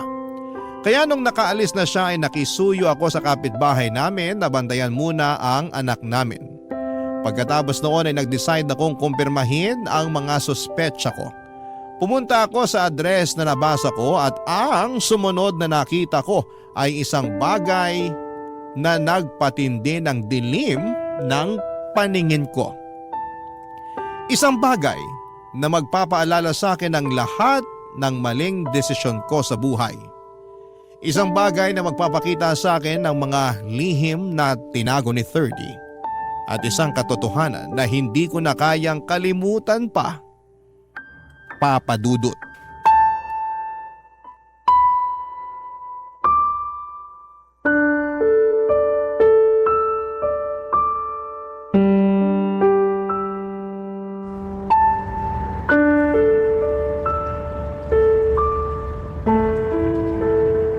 Hi, mahal! Buti naman at nakarating ka na.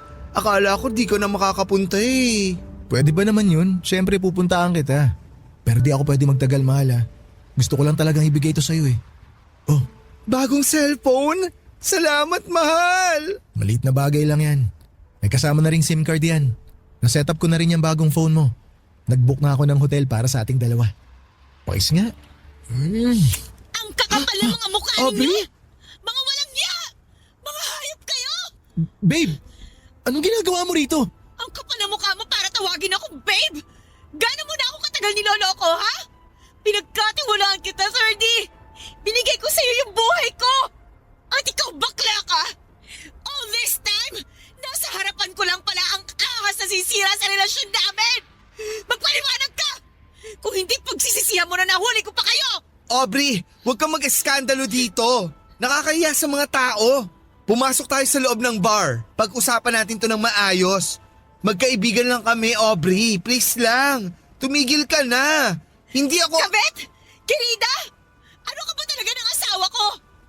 Huwag mo akong ginagawang tanga, ha? O ano? Hindi ka makapagsalita? Nahihiya ka sa mga tao dito? Pero hindi ka nahiya sa akin? Gaano mo na ako katagal niloloko, ha? Terry! Hindi ko akalain na magpapakababa ka ng ganito para lang makalimos ka ng konting pagmamahal galing sa lalaking may asawa na! Sa totoo lang, hindi ko na alam kung maaawa ako o mandidiri sa'yo eh! Walang yaka! Salot! Parusahan ka sana! Isa kang malaking sawa! Sabihin mo sa akin ang totoo!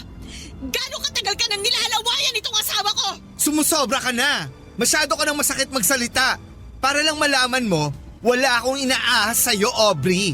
Kasi, naging kami na ni 30 bago pa man kayo nagkakilala. Terry, wag mo nang patulan! Tumahimik ka na! Hindi! Hindi tayo titigilan ng babaeng to hanggat hindi niya naririnig ang gusto niyang marinig. Gusto mong malaman ang buong katotohanan? Pwes, ibibigay ko na sa'yo. Walang labis, walang kulang. Nung una, oo, masaya pa ako para sa'yo nung tinutulungan kitang manloko ng mga lalaki sa dating sites. Pero hindi ko inakalang aabot sa puntong kumikita ka na ng limpak-limpak na pera mula sa mga foreigner na ginagancho mo noon. Kaya ako kinumbinsi si 30 na ligawan ka. Naaalala mo ba yung gabing iniwan kita sa bar? Doon nagsimula ang lahat. At ngayong alam mo na ang totoo, pwede bang tigilan mo na ako? Umalis ka na. Hoy bakla! Paano mo nagawa sa akin to, ha? Hindi ako nagkulang sa'yo bilang kaibigan mo, traidor ka! Kinailangan mo ba talagang sirain ang buhay ko para lang makahutot ka ng pera? Hindi ko balak noon na sirain yung buhay mo, Aubrey. Ang gusto ko lang noon ay yung maranasan ko naman yung mga tinatamasa mong pera sa mga foreigner nang dahil na rin sa tulong ko. Hindi ko akalain na iiwanan mo ang nanay mo, makikipag-live-in at magpapakasal ka dito kay 30. Pinaikot at pinaglaruan ninyo ako! Nagmukha akong bobo at tanga sa ginawa ninyo sa akin! Babe, I'm sorry! Hoy Terry, itong tatandaan mo. Kung nasikmura ng lalaking to na pagtaksilan ako, hindi malabong gawin niya rin yung sayo. Hindi na ako magtataka kung may ibang babae pa yan o iba pang baklang nilalawayan. At ikaw hayop na lalaki ka? Tapos na tayo! Babe, wag mo namang gawin sa akin to. Oo, nagkamali ako, pero wag mo naman sanang hayaang masira tayo ng dahil lang dito. Magagawan pa natin ang paraan to. Hindi ko na masisira ang matagal ng sira, 30! Uwi na lang yan at iniwan ko ang nanay ko para lang makasama ka, hayop ka! Habang buhay kong pagsisisihan ang pagkatanga ko sa mga taong walang ibang ginawa kung hindi ang traidorin ako ng harap-harapan! Babe, promise, palagpasin mo lang to. Magbabago na ako. Maniwala ka sa akin. I'm really sorry. Napakarami mong pagkakataon para hiwalayan yung baklang yan.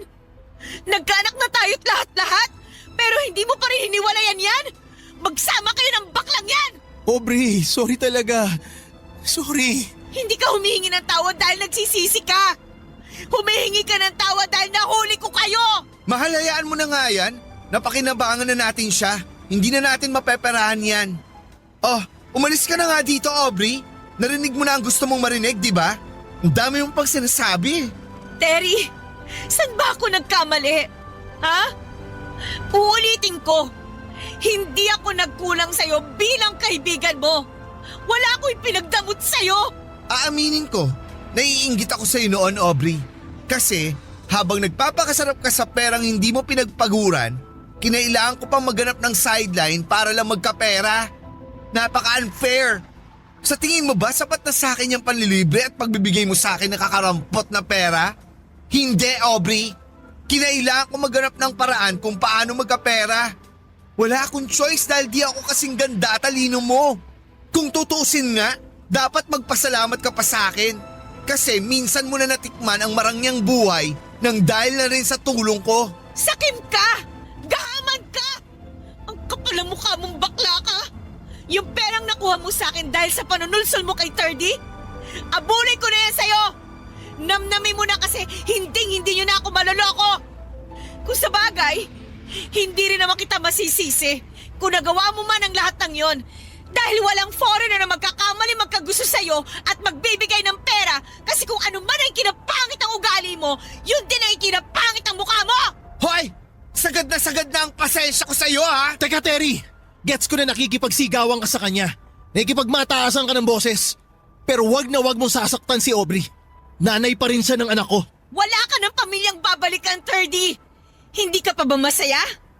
O ngayon, hindi mo na kailangan magtago at pagtakpan ng mga kahayupan ninyo! Magsama kayo ng bakla mo! Papadudod, siguro yun na yung pinakamasakit at pinakamatinding pagsubok na naranasan ko sa buong buhay ko. Hindi ko kayang ipaliwanag kung gaano kahirap, kung gaano kasakit. Ang sakit na makita mo yung mga taong minsan mong pinagkatiwalaan. Yung mga akala mong magiging kasama mo sa hirap at ginhawa ay sila pa. Yung magtataksil sa'yo at sasaktan ka ng ganon.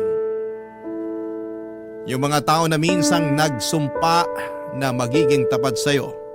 Sila pa yung magbibigay ng sugat na hindi mo alam kung paano at kailan gagaling.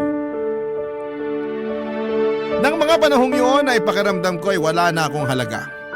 Parang gusto ko na lamang maglaho na parang bula. Sobrang tanga ko pala. Hindi ko man lang naisip na yun na pala ang ginagawa nila sa akin, yung pagpapanggap nila, yung mga kasinungalingan, at yung mga pagtataksil. Hindi ko akalain na ganon ang magiging ending. Minsan ay hindi ko tuloy malaman kung sino ba ako, kung may halaga pa ba ako sa mata ng ibang tao. Pero sa kabila ng lahat ng sakit ay may isang bagay na nagbigay sa akin ng lakas. Ang anak ko. Siya na lamang ang naging dahilan kung bakit hindi ako sumusuko. Kung bakit hindi ko hinayaan na ang sakit na ito ang magtakda ng aking kapalaran. Dati ang iniisip ko lamang ay ang sarili ko at ang mga nararamdaman ko.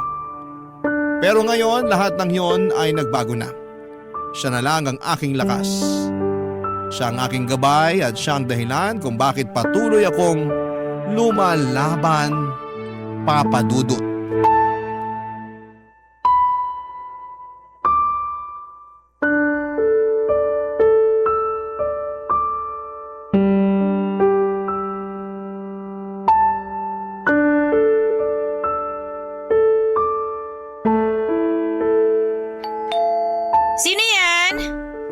Sandali lang!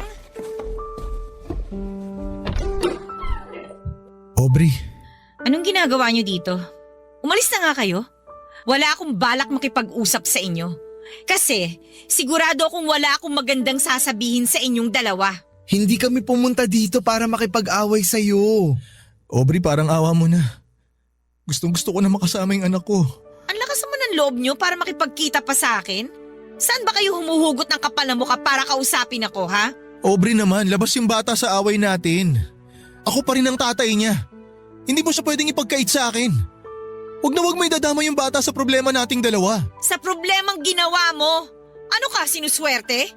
30, 2 years old pa lang yung bata.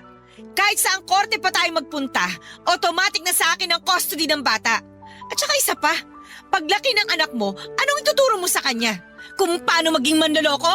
Kung paano maging masamang asawa? Sa akin ang bata hanggang mag-18 siya. At sa mismong araw na yun, sasabihin ko sa bata lahat na nangyari. Wala akong dadagdag o ibabawas sa mga ikukwento ko. At nasa kanya na lang yon kung gugustuhin niya na makilala ka bilang ama niya. Hindi ko siya pipigilan, 30. Wag mo naman sanang idamay ang anak niyo sa personal na galit mo sa amin. Manahimik kang bakla ka! Hindi kita kinakausap. Aubrey, kailangan pa rin niya ng tatay. Hindi bali nang walang ama ang anak ko. Basta hindi lang siya magkaroon ng isang ama na kagaya mo. Kaya kong buhayin at ibigay ang lahat ng pangangailangan ng bata nang walang kahit anumang tulong galing sa'yo. Napakayabang mo namang babae ka. Ano ba pinagmamalaki mo? Ha? Kayang-kaya ko rin naman buhayin yung anak ko nang walang suporta mo At ano ipapakain mo sa kanya? Pera na galing sa panggagancho? Huwag kang mag-alala, 30. Hindi kita pagbabawalan na kausapin ng bata. Pero hindi ako papayag na manatili ang bata sa poder mo. Ganyan na ba talaga katigas ang puso mo, Aubrey? Bakit, Terry? Nakalimutan mo na ba? Sa'yo nagsimula lahat ng kaguluhang to. Siguro nga ibang takbo ng buhay ko kung hindi kita nakilala. Panahon na para magpakatino ako. At sisimulan ko yun sa pamamagitan ng pagputol ng ugnayan ko sa inyong dalawa. Ayokong lumaki ang anak ko na tulad nyo. At mas lalong ayoko maimpluwensya ng anak ko ng mga taong katulad ninyo. Gaya ng ginawa nyo sa akin dati. Aubrey, tama na. Ibigay mo na lang sa akin yung bata para matapos na to. At anong akala mo sa anak ko? Tuta na pwedeng ipamigay ng ganun-ganun na lang? At anong balak mo, ha? Magbahay-bahayang kasama ang kabit mo? At talagang idadamay niyo pa ang anak ko sa kabaklaan ninyo? Isang beses pa na tawagin mo akong baklang kabet, makikita mo talaga ang hinahanap mo. Talaga ba, Terry? Baka nakakalimutan mo na nasa teritoryo kita. Huwag mo akong susubukan. Pwedeng-pwede kitang kasuhan ng trespassing at ipadampot sa mga pulis na parang aso kung talagang gugustuhin ko. At siya nga pala, huwag kang mag-alala, Terry. Nag-file na ako ng annulment. Gusto ko nang putulin ang ugnayan ko sa inyong dalawa. Hindi ako papayag, Aubrey. Hindi ako papayag sa gusto mo. Wala akong pipirmahan na kahit na anong papeles. So balak mo talagang makipag-live-in dyan sa baklang yan habang kasal pa rin tayo? Grabe ka, 30. Malala ka na. Wala kang magagawa. Kahit hindi ka sumali ng hearing, matutuloy at matutuloy ang annulment. Wala ka na magagawa dahil desidido na ako mawala ka sa buhay ko. Ano pa bang gusto mo, Aubrey? Gusto mo ba na magkabalikan kayo ni 30? Magpaparaya ako. Huwag mo lang ilayo sa kanya ang anak niya. Para saan pa? Para mahututan nyo na naman ako ng pera? Oy, di bali na lang. Sa'yo na yung tira-tira at pinaglumaan ko, Terry. Napakalaki kong tanga. Kung may babalik ko lang ang panahon, sana nakinig na lang ako kay mama eh. At sana hindi ko na lang sinuway lahat ng gusto niyang mangyari sa akin. Pero huli na ang lahat. At ang magagawa ko na lang ngayon, protektahan ang anak ko laban sa masasamang loob at mapagsamantalang mga tao katulad ninyo. Napakawalang kwenta mo talaga, Aubrey. Tandaan mo to hindi pa tayo tapos. Kukuha ako ng abogado. Ipaglalaban ko yung karapatan ko sa anak ko. Makinig ka sa akin, babae ka. Pag nakuha ko yung bata, ilalayo ko siya sa'yo. Hindi mo na siya makikita kahit kailan. Pangako ko yan. Talaga, 30? Gagamitin mo pa ang bata para sadya akong pahirapan? Yan talaga yung problema sa'yo Hindi ka nakikinig sa mga sinasabi ko. Kailangan ng bata ng tatay, kailangan niya ng father figure. Paano mo mapapalaki ng maayos yung bata na hindi niya kasama yung tatay niya? Sabi mo nga sa akin, kaya mas mabuti na sa amin ni Terry sasama yung bata. Kasi alam ko naman na di mo kakayaning mag-alaga. Yan! Yan ang totoong ikaw, 30! Lumalabas na ang tunay mong kulay. Dapat pala, sa simula pa lang, pinakita mo na sa akin kung gaano kaitim yung budhi mo para hindi na sayang ang oras ko. Kung may hindi ako pinagsisisihan sa nangyari sa atin, yun na yung anak ko. Pero tama yan, kumuha ka ng abogado mo. Yung abogado ko na rin ang kakausap sa inyo dahil sawang-sawa na ako sa mga pagmumukha ninyo. At ito ang tatandaan mo, 30 ha? Hindi ako makakapayag na bigyan mo ng trauma ang anak ko sa gagawin mong yan.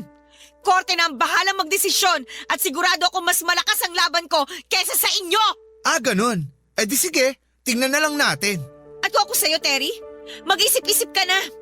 2 tao lang ang makakapagpabagsak sa'yo. Ang sarili mo at ang lalaking yan. Tapos na ang usapang to. Makakalis na kayo. Umalis na kayo bago tuluyang pang magdilim ang paningin ko. Nasabi ko na lahat ang kailangan nyo marinig. Magkita-kita na lang tayo sa korte. Papadudot na tuloy po ang annulment ko kay 30 at ako ang napili ng korte bilang pangunahing tagapangalaga ng anak ko. Dahil wala kaming prenup agreement ay kalahati ng mga ari-arian namin ang napunta sa kanya. Kahit na karamihan ay mula sa mana ng mama ko. Kahit masakit ay natutunan ko na ang lahat ng ito ay bunga ng mga maling desisyon ko noong nakaraan. Nagpasya ako na mag-focus sa anak ko at sa aming bagong buhay.